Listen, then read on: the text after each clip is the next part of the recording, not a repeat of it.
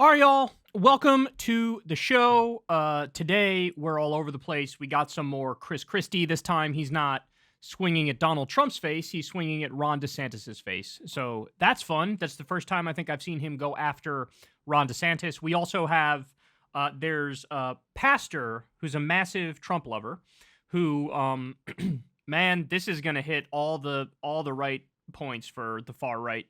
He decided to tape a Bible to a baseball bat and swing ruthlessly at a Barbie playhouse. The culture war has rotted our brains so thoroughly that it's tough to even make sense of these new publicity stunts. And then we also have, later on today, Glenn Beck comes out against the idea of retirement. That's right. He thinks all of you old people, perhaps with many health issues and whatnot, suck it up and get your ass back to the factory. This is what we've come to. Okay, so without further ado, we'll go ahead and jump into it. You guys know the drill. Everybody do me a big favor. Click that subscribe button. Also, click that bell icon so you get a notification every single time a video drops. And of course, much love to everybody on Patreon who supports this show and to everybody who tips through YouTube using the thanks button. Remember, I've never had a conversation with an advertiser. You guys keep the show going. Okay, this is a really interesting story that right-wing media really picked it up and ran with it. But I wanted to see what they were talking about, see if there's any there. So they say, this is in the Daily Mail in particular here, but the New York Post is reporting it among others. They say, Joe Biden is slammed for backdoor violation of the Second Amendment after 122 gun dealers were stripped of their licenses by the ATF. That's, of course, the Bureau of Alcohol, Tobacco, and Firearms. They say gun dealers have lost their licenses this year at an unprecedented rate, with critics accusing Joe Biden of undermining the Second Amendment by stealth. The Bureau of Alcohol, Tobacco, and Firearms and Explosives has revoked the licenses of 122 gun dealers in the fiscal year that began in October. The previous fiscal year, the figure was 90, and in 2021, it was only 27. Since records of revocations began in 2013, the ATF never revoked more than 81 dealers' licenses, the Wall Street Journal reported on Friday. Critics of the ATF's newly found muscle argue that it attacks largely lawful gun dealers who often provide valuable assistance to law enforcement when trying to track firearms used in crimes. Now, I noticed a little something here in this line. They say largely lawful gun dealers. Interesting. Is there any more about that in here? Let's see. Some law enforcement veterans told the paper that the previous system of issuing warnings rather than revoking licenses was preferable.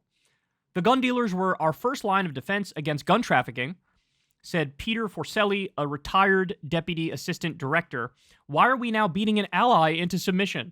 But Steve Dettelbach, appointed director of the ATF in July 2022, defended his bureau's policy, quote, "We've taken steps to hold accountable those few dealers who are engaging in these willful violations," he said. They're not going to have the privilege of being a gun dealer anymore. Dettelbach, who served as the United States Attorney for the Northern District of Ohio before taking the ATF role, said dealers needed to be held to strict standards because guns could end up getting sold to criminals. Rick Vasquez, a retired ATF official, told the paper he approved of Dettelbach's approach. The ATF, previous to this administration, had a let's see if we can help you attitude, and some gun dealers took advantage of that, he said. Yet those who have lost their licenses told the paper they are being unfairly targeted.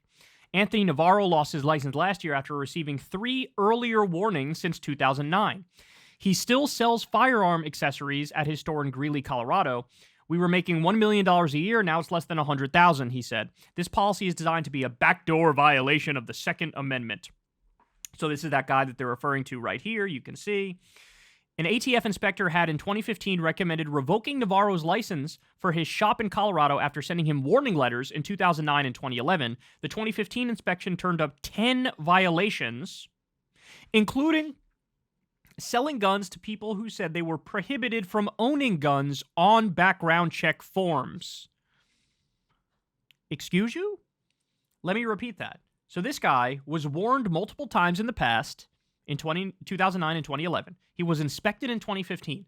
The inspection found 10 violations, including selling guns to people who said they were prohibited from owning guns on background check forms. So they tell the dude, I'm prohibited from owning a gun for whatever the reason may be, X, Y, or Z, former felon, severe mental health issues, etc. Who knows? But they wrote down, I'm not allowed to buy a gun. And he was like, great, I'm going to go ahead and sell you a gun. What are we talking about here? Is this much ado about nothing? all these panicked articles about this. One headline was like, Biden revokes gun licenses with an increase of 350%. Okay, let's read some more. An ATF supervisor overturned the recommendation and said he should just be given a warning. Navarro said some customers made mistakes when filling out background check forms. 10 violations, and when you sold to people, plural, multiple people, who filled out the form and said, I can't own a gun, it was a mistake. I don't know, it seems hard to make that mistake, doesn't it? Accidentally saying, like, oh yes, I can't own a gun. In 2020, inspectors found more violations, including failing to report multiple sales of handguns and failing to keep records of some transactions. Navarro said he discovered those issues after one of his employees quit and then reported the problem to the ATF. It was a horrendous mess. This guy hid forms underneath the printer. In North Dakota, a gun store in Valley City, Bridge City Ordinance, lost its license last year. It was unclear what rules they violated. The store's owners have filed a lawsuit against the ATF, arguing the inspections of stores are being wielded as a political weapon. All right, so look, the number of stores that were revoked. Let's read this one more time, where their license was revoked. 122 gun dealers were stripped of their licenses. The figure the year before was 90, okay? So from 90 to 122. Previously, they had never done more than 81. You know how many gun stores there are in the U.S.? I looked this up. There's about 16,000, and I believe it's 580. 16,580, or roughly that, gun stores in the U.S. 122 lost their license. And they're treating this like a national scandal. You know what Occam's razor is in this situation? I know that this, people on the right might not be comfortable with this. They might not like this. But Occam's razor is, these are the people who repeatedly and routinely didn't abide by the rules and regulations and laws vis-a-vis who you sell guns to. That seems to be it for me. That seems to be the overwhelming takeaway. Because it's not like they're trying to shut down 15,000 of the 16,500 gun stores in this country. No, it's just 122 or 121, whatever the number is, 122, lost their license because there was multiple warnings and because they were not abiding by the rules and regulations and laws in terms of who to sell guns to. Now, by the way, let's be clear. You could be the, I'm the Second Amendment guy and I'm outraged by this. Or you can be the, actually, I'm tough on crime guy. You can't be both. You can't be both. They are at odds. They are directly at odds. So in this instance, which one do I fall into? I'm definitely the tough on crime guy. If you're selling guns to people who don't own, who shouldn't be able to own guns, are banned from owning guns, they're in that category for a reason. And so, yeah, I mean, honestly, I'm not gonna lie to you guys. If this number went up to 1,000 of the 16,500 gun stores, I still wouldn't be that alarmed. Maybe once you start getting into climbing over that 1,000 number, yeah, maybe then it appears somewhat political or something. But I'm actually kind of surprised it's not more than this. I'm sure a higher number of these gun stores violate laws than just the 122. So in other words, I'm sure the ATF is more than lenient and reasonable with their standards and with their approach to this. And again, I think anybody who understands the number here, I mean, I'm not good at math. I'm not good at percentages, but you tell me. 122 licenses revoked out of 16,500 licenses. You do the math on that. Is this really a national scandal? Or is it just the people who repeatedly and routinely violated the law and were selling guns to people they shouldn't be selling guns to? They're the ones who lost their licenses. So, no, I'm not going to lose a wink of sleep over this. And, my position, I always consider myself a moderate on the issue of guns. But, I mean, I think rule number one is, while you enshrine the Second Amendment right to own a gun, you also have to try to keep guns out of the hands of people who shouldn't have guns. That's obvious.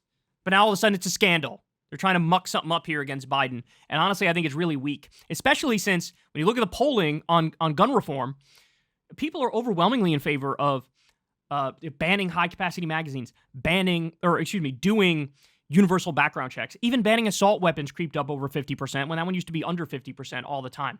Like, So this is nothing. This is a drop in the bucket. And this is, honestly, if we're keeping it real, probably a good thing. Because I bet a lot of these people, the rot goes a lot deeper. I bet it's not just some oopsies. It's not just some slight mess ups here. I bet it was systemic and routine, that it was just ignoring the gun laws. And we've seen this with sheriffs in certain localities where they're like, I'm just not going to enforce gun law X, Y, or Z. And it's like, okay, you don't really have the ability or the authority to just unilaterally decide that. Point number one. Point number two is like, well, then if the federal government steps in, you can't bitch about it. And so I think this is much ado about nothing. I think it probably makes sense, and that number probably should go up even more if you're really going after all the people who violate the laws here. Hey, y'all, do me a favor and like and subscribe. It helps out big time in the algorithm. Click the bell as well for notifications when videos drop, and watch that video on screen right now. You know you want to.